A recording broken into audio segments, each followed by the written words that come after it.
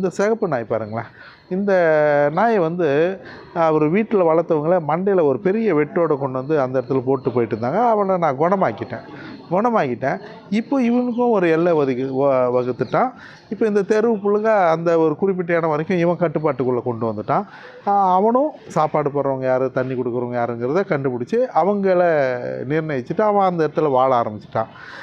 இந்த பொமேரியன் பாருங்கள், இந்த பொமேரியன் இந்த இடத்துக்கு வந்து கிட்டத்தட்ட 2 வருஷம் ஆயிடுச்சு. இந்த 2 வருஷத்தில் ஒரு 6 மாதம் இந்த ரோட்டில் உக்காந்துட்டு அங்கங்கே உக்காந்துக்கிட்டு அவங்க குடும்பத்துக்காரங்களை நினச்சி அழுதுகிட்டே இருப்பான்.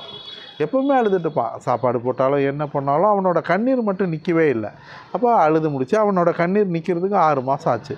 6 மாதம் நான் சாப்பாடு கொடுத்துட்டு தான் இருக்கேன்.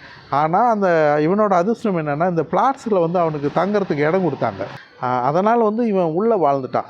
இவன் ரோட்டுக்கு வந்து இவன் சுதந்திரமாக சுற்ற முடியாது. இவன் ரோட்டுக்குள்ளே வந்தானா இந்த நாய்ங்க எல்லோரும் சேர்ந்து அவனை கடித்து போட்டுருவாங்க. அதனால் ரோட்டுக்கு நான் போனாலோ இல்லை நம்பகத்தன்மையான யாராவது வந்தாலோ அந்த பிளாட்ஸில் இருக்க யாராவது வந்தாங்களோ அவங்க கூடவே வெளியே வருவான், அவங்க கூடவே ஓடி போயிடுவான். இப்போ நான் சாப்பாடு போட போனால் கூட என்ன நடக்கும்னா, நான் சாப்பாடு போட வந்த உடனே அப்படியே அலைஞ்சு திரிஞ்சு அப்படியே கத்துவான். அப்புறம் திறந்து விட்டோன்னே ஓடி வருவான், பரபரப்பாக இருப்பான். நான் இருக்கிற தைரியத்தில் எல்லா பக்கமும் ஓடுவான். நான் சாப்பாடு போடுவேன், சாப்பிடுவான். நீங்களும் உணவளிக்க உதவலாம். Please help us to feet.